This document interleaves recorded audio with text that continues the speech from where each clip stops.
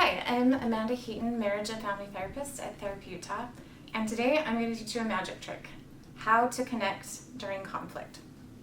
So I always tell my couples, you have two choices in conflict. You can either protect the me, which is going to lead to disconnection, or you can protect the we, which is going to lead to connection. So let's look at what that looks like. Protecting the me is going to look like blaming, defending, threatening, attacking, retreating, or shutting down. Protecting the we is going to look like getting curious, being calm, having empathy, being able to validate, and being vulnerable. So how our partner feels about us really impacts us. It matters. And when our partner is attacking us, it's going to trigger our nervous system, and we are going to defend. And the more they attack, the more we're going to defend. And then we're going to get further and further away from each other until we're disconnected. So here's the magic. How do we get from here, protecting the me, to protecting the we? And the trick is getting out of our emotional brain into our thinking brain.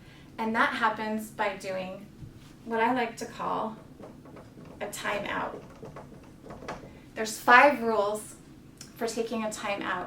And the first is creating some type of signal with your partner, whether that's coming up with a name, hey, code blue, or I'm flooded, or even maybe it's just a signal. Whatever feels comfortable. So that's the first rule.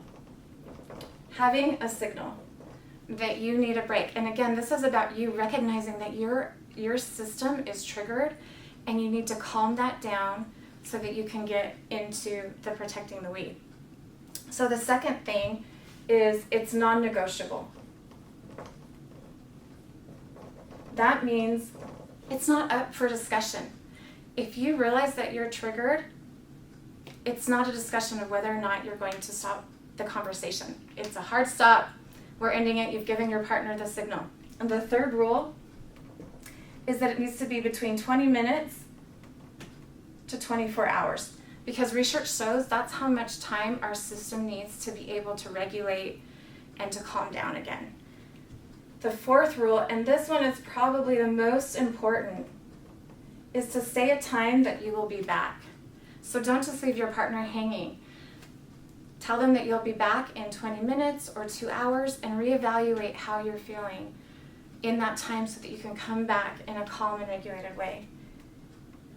And the fifth rule is that when you're gone, that's when you need to do something to actually regulate your body. So if you need to take a walk or splash cold water on your face or take a nap, something that calms your system down. So you're not thinking of the argument and spinning in that and all the ways that you can come back at your partner. You're trying to calm your system down.